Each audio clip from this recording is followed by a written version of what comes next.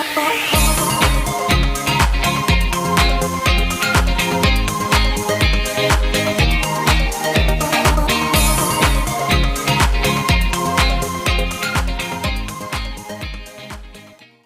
semuanya, kembali lagi di YouTube channel saya, Vincentia Channel. Seperti judulnya, pada video kali ini saya tidak akan membahas tentang parenting, tentang dunia psikologi, tentang bimbingan konseling gitu. Tapi saya ingin sharing ke teman-teman tentang pengalaman saya selama saya menjadi seorang ASN atau PNS. Karena banyak di antara teman-teman itu yang nanya kepada saya, ya, kok bisa sih kamu jadi PNS? Apa aja sih tips dan trik yang kamu lakukan? Kok bisa sih sekali tes saja langsung lulus gitu? Jadi daripada saya jawab satu-satu, saya ingin buat video ini aja gitu, biar semuanya pertanyaan-pertanyaan itu terjawab gitu. Jadi untuk teman-teman yang masih penasaran, saksikan terus ya. Selamat menyaksikan.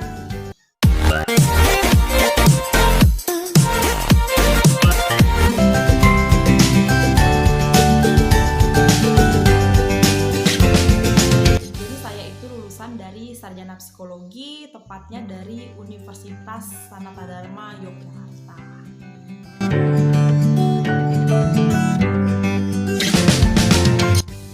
Saya sudah jadi seorang ASN itu dari sejak 2014 ya, sampai dengan sekarang.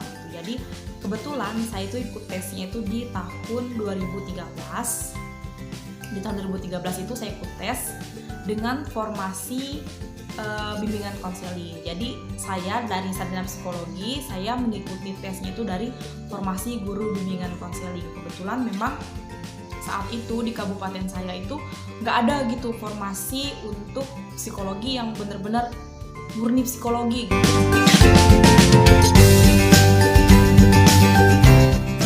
Jadi tadi kan saya tuh lulusnya tahun 2012 nih, lulus S1-nya gitu. Lulus S1 2012, saya pulang ke kabupaten saya, tepatnya Kabupaten Kutai Barat, Provinsi Kalimantan Timur. Saya coba ini cari-cari kerja gitu, cari-cari kerja. Nah, memang keinginan saya itu ingin banget bisa kerja di perusahaan ya pada saat itu. Ya, di perusahaan itu pikiran saya kan pasti gajinya besar lah, pokoknya ya hidupku terjamin lah kalau aku bisa kerja di perusahaan gitu. Dan ternyata nyari-nyari di perusahaan tetap kesulitan juga. Cobalah saya berbisnis gitu. Jadi cita-cita lain saya itu adalah ingin menjadi seorang pengusaha. Akhirnya saya coba jadi buka usaha kecil-kecilan lah. Waktu itu saya buka usaha laundry gitu kan, dan didukung juga oleh almarhum mama saya gitu. Sampai hampir setahun saya punya usaha itu gitu kan. Tapi saya masih menganggur lah waktu pada masa itu gitu kan. Akhirnya karena lama-kelamaan capek juga gitu kan, nganggur, gak enak juga sama orang tua, saya memutuskan untuk melanjutkan pendidikan S2 saya. Dan itu juga didukung oleh orang tua saya gitu kan, untuk melanjutkan studi saya. Saya sudah menghubungi universitasnya dan menelpon langsung ke universitasnya, coba nanya-nanya gitu kan, itu lebih tepatnya itu di Unika Sujo Pranoto Semarang.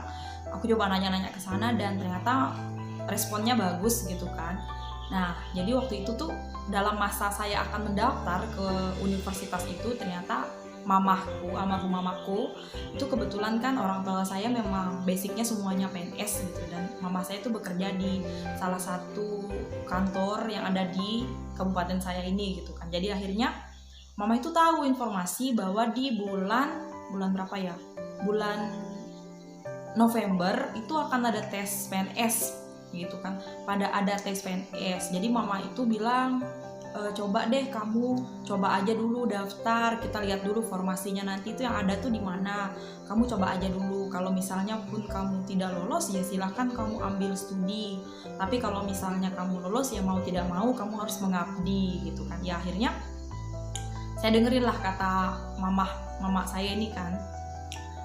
Ternyata begitu formasinya itu keluar, saya jujur aja kaget gitu kan, lihat formasinya itu ternyata lulusan sarjana psikologi ini formasinya itu diletakkan pada guru bimbingan konseling. Karena jujur aja saya sama sekali tidak pernah belajar tentang keguruan gitu kan. Walau mungkin banyak juga yang mengatakan nggak ada bedanya kok BK dan juga psikologi itu. Sebenarnya kalau bagi saya ya sangat berbeda gitu kan. Tapi pada masa itu memang mungkin karena orang tua saya pertama tadi mereka memang semuanya PNS. Jadi ya mungkin pikirannya itu adalah anak saya itu sukses ketika menjadi seorang PNS ya. Itulah pikiran ya pada masa itu ya, pikiran orang tua saya, dan saya tahu banget itu gitu kan. Saya tidak mau mengecewakan mama pada zaman itu ya. Akhirnya walaupun sebenarnya saya tuh tidak sepenuh hati melihat formasi itu, ya udah saya bilang sama mama, kita buat surat lamarannya itu, saya lengkapi semua berkas-berkas yang diminta gitu kan, apa saja yang diminta untuk proses pendaftaran CPNS ini gitu. Kebetulan pada zaman itu tuh belum online gitu kan, jadi saya itu datang ke BKD yang ada di kabupaten saya datang ke sana, semuanya saya urus gitu kan, saya urus dan lain sebagainya gitu, dan ternyata ribet banget gitu memang urusnya gitu kan. Ikutlah saya tes di bulan November 2013, dimana ketika kami tes itu masih tes tertulis ya. Tesnya itu tes tertulis, tapi itu adalah pertama kalinya passing grade dimulai gitu kan. Jadi pada saat itu dimulainya passing grade gitu. Jadi yang sekarang nih pasti teman-teman gak asing ya dengan istilah passing grade itu gitu. Jadi pada masa itu adalah masa pertama passing grade itu dimulai, walaupun memang tes kami itu tes tertulis gitu. Wah banyak banget sih, saya agak lupa ya berapa ya waktu itu, kayaknya ada sekitar 200-an ya, 200-an lebih soalnya itu sudah mencakup TIU, TKW juga gitu kan. Jadi semuanya itu sudah mencakup itu gitu. Akhirnya saya tunggu nih, oh ya ini ada cerita lain. Jadi ketika saya tes itu, nama saya kan cukup panjang nih, cukup panjang.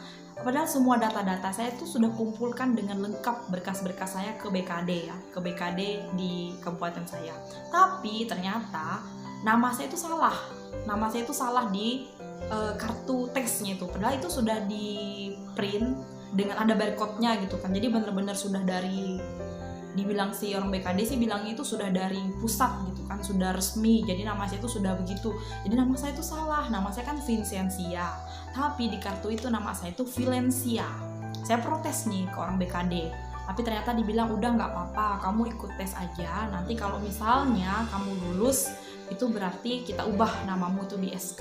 Jadi kayak gitu ya ceritanya. Ya udah, akhirnya seiringnya waktu itu saya ikutlah tes di November 2013 itu dengan teman-teman saya itu. Lumayan banyak sih kami yang barengan itu ikut tes itu kan. Nunggu kapan gitu pengumumannya. Ternyata sekitar sebulan pengumumannya itu diumumkan secara online. Itu saya ingat banget gitu kan. Itu saya lagi pergi sama teman saya, terus teman saya bilang, ayo nih katanya sudah ada nih pengumuman tes CPNS-nya, sekarang yuk kita lihat, katanya dari online. Akhirnya kami lihat nih menggunakan nomor tes kami pada saat itu gitu.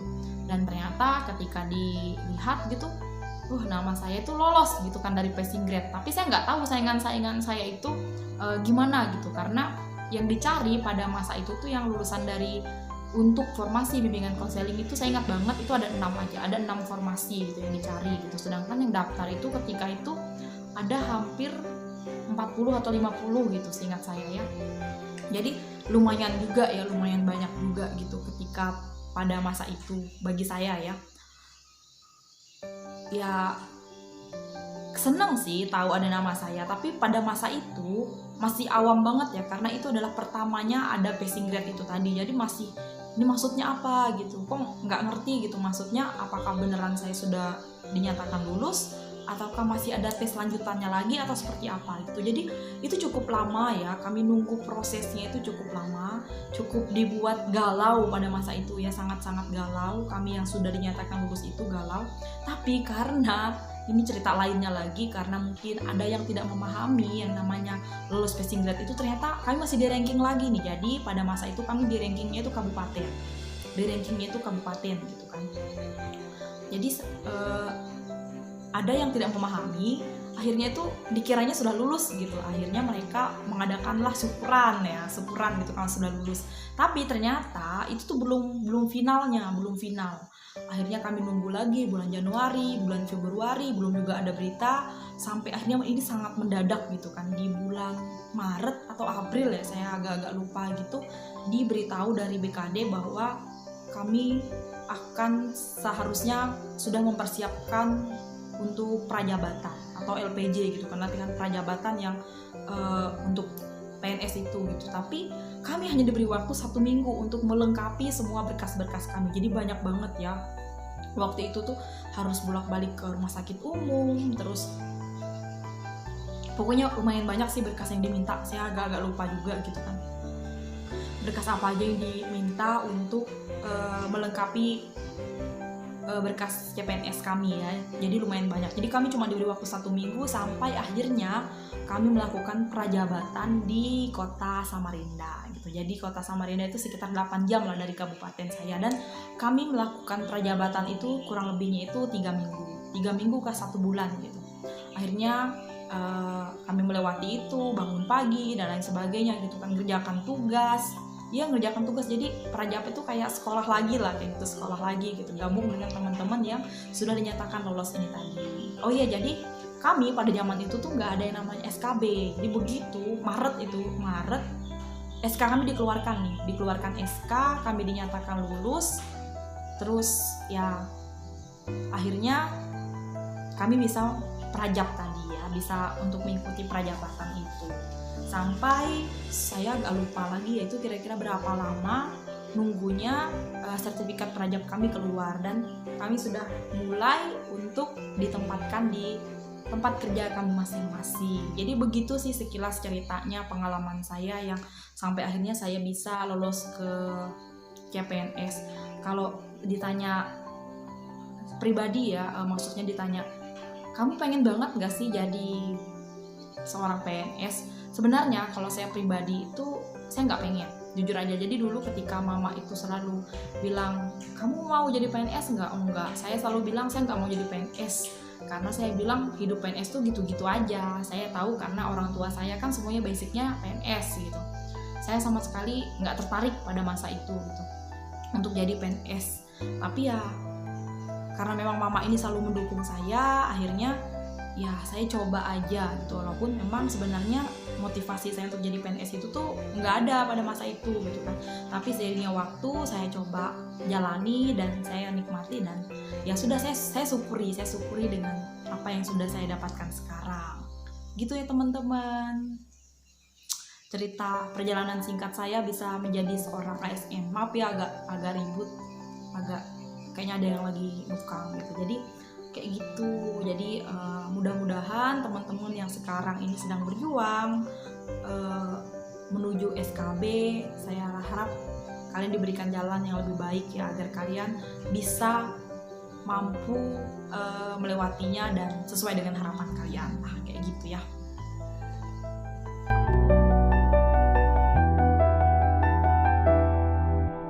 Suka dukanya jadi seorang PNS itu ya, kalau sukanya itu apa ya, sukanya yang pertama tadi pasti saya senang karena saya bisa banggain mama saya ya, orang tua saya, dimana memang mama itu pengen banget saya bisa jadi seorang PNS, dimana tadi yang saya bilang kan dia masih punya pemikiran anaknya tuh dianggap sukses ketika dia bisa jadi PNS gitu ya. Saya nggak tahu ya sukses atau enggak gitu, terserah semuanya teman-teman yang menilai gitu kan.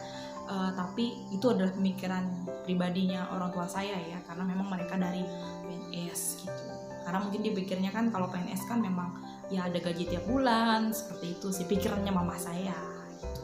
Jadi saya bangga aja karena saya bisa banggain mama lah setidaknya gitu, walaupun sekarang mama saya sudah nggak ada, tapi ya beliau sempatlah merasakan anaknya itu sempat jadi seorang PNS. Terus yang kedua itu yaitu tadi gajinya itu ada gaji lah yang saya tunggu tiap bulan gitu. Jadi tiap awal bulan tunggu gajian nih, asik nih, ada gaji masuk gitu ke rekening. Nah itu sih sukanya. Terus suka yang selanjutnya itu bisa ada jalan untuk melanjutkan studi. Jadi memang setahun setelah saya bekerja sebagai seorang PNS ini, saya langsung melanjutkan studi S2 saya. Itu nanti akan saya ceritakan di lain video ya. Dukanya, apa dukanya ya? Dukanya itu banyak juga. Yang jelas ya, yang pertama itu image seorang ASN itu nggak semua baik lah di mata orang. Jadi banyak juga yang menilai seorang PNS itu cuma makan gaji buta kayak gitu ya. Jadi ya nggak jarang juga orang teman-teman sendiri ataupun ya orang-orang yang mengenal bilang kalau ya makan gaji buta aja gitu. Nah itu dukanya ya. Terus dukanya lagi itu saya lebih ke kerjanya itu dikendalikan. Kalau menurut saya sangat dikendalikan karena ASN ini kan terstruktur banget gitu ya. Jadi kaku sih kalau menurutku, kaku banget. Beda kalau misalnya tadi cita-citaku pengen jadi pengusaha kan, aku bisa jadi bos untuk diriku sendiri. Tapi kalau jadi ASN itu kan meskipun sudah jadi bos, seandainya jadi bos sekalipun kan masih ada bos lagi gitu. Jadi memang kaku ya kerjanya itu, kalau menurutku sih gitu ya. Lalu itu lebih ke berkasnya itu banyak banget. Jadi memang kalau teman-teman udah lulus jadi ASN tuh harus sangat pemberkasannya itu harus sangat rapi ya. Semuanya itu harus disimpan dengan baik, mulai dari kalian lolos, apa aja itu surat menyuratnya dan lain sebagainya itu harus tertata dengan rapi. Kayak gitu sih. Jadi dengan begitu nanti ketika diminta datanya itu kan ada gitu. Jadi semua kalau sudah kalian memang lolos itu semuanya tuh harus kalian simpan dengan baik-baik ya. Itu sih.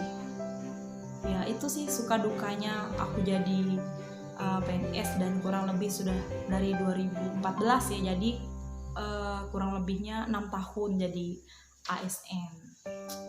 Kalau masalah gaji ya lumayan lah bisa mencukupi, walaupun memang kalau nggak masalah gaji PNS itu kan tergantung dengan golongan-golongannya juga gitu kan, golongan dan masa kerja. Tapi untuk saya ya lumayan lah, cukup aja, masih mencukupi lah, dan selalu bersyukur aja. Jadi itu ya teman-teman pengalaman saya selama kurang lebih 6 tahun saya jadi ASN. Ini pendapat pribadi saya aja ya. Jadi kalau seandainya ada teman-teman lain yang juga seorang PNS mungkin kok saya nggak begitu ya, mohon maaf, karena ini memang pengalaman pribadi saya selama saya jadi seorang ASN ini. Kalau memang teman-teman yang lain itu juga seorang PNS, boleh banget kita berbagi tentang pengalaman ini. Langsung aja komen di kolom komentar ya. Mungkin cukup sekian dulu video saya pada kali ini. Sampai jumpa lagi di video-video saya selanjutnya. Bye-bye.